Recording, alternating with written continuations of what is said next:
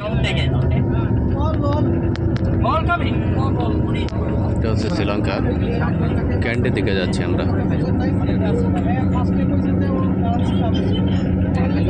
এখনো ক্যান্ডি যাইতে আপনার আধা ঘন্টার মতো লাগবে।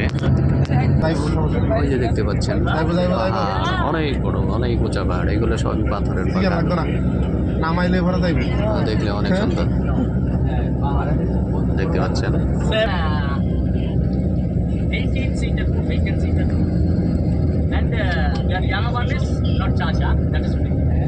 দেখলে মন ভরে যাবে। এটাকে তো সব হচ্ছে পাথরের পাহাড়।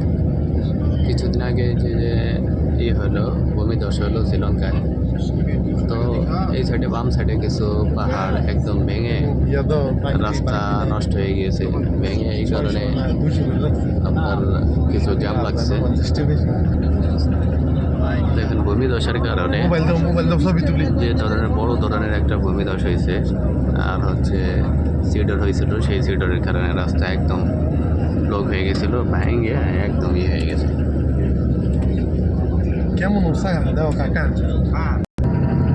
আমরা শুধু উপরের দিকে উঠতেছি পাহাড়ে। দেখেন ওই যে একটা পাহাড় দেখা যাচ্ছে বিশাল, ওই যে একটা বানর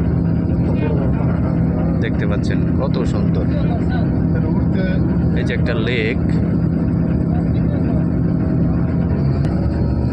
যতই দেখবেন ততই মন ভরে যাবে।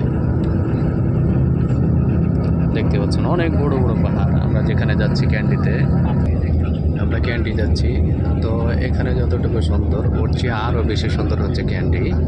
দেখতে পাচ্ছেন শ্রীলঙ্কা যে বন্যা বা ভূমিধস হয়েছিল, যে সিডর হয়েছিল, সেই সিডরের প্রতিফলন দেখেন, সব কিছু ভেঙে এলোমেলো করে দিয়েছে, পাহাড়গুলো ভেঙে গেছে একদম।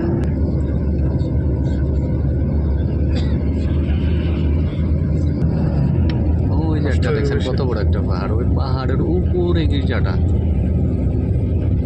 দেখা যাচ্ছে কিনা আমি জানি না, তবে যদি এখানে নামতাম তাহলে আমি ওই উপরে যাইতাম। ওই যে দেখতে পাচ্ছেন ওইটা অনেক উপরে সবচেয়ে। অনেক সময় পর আর একটা মসজিদ দেখলাম।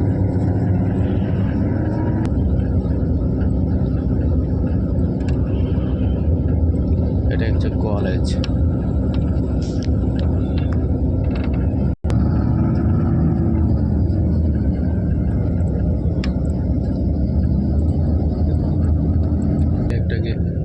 একটা গেজে আছে উপরে, একদম ইসের উপরে, পাহাড়ের উপরে।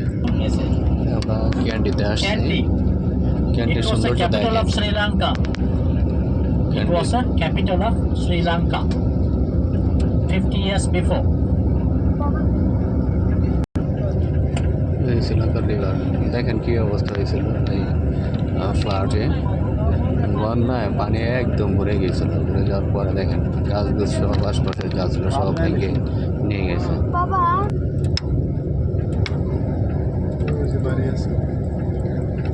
পাহাড়ের সাথে অনেক বাড়ি গড়ে উঠেছে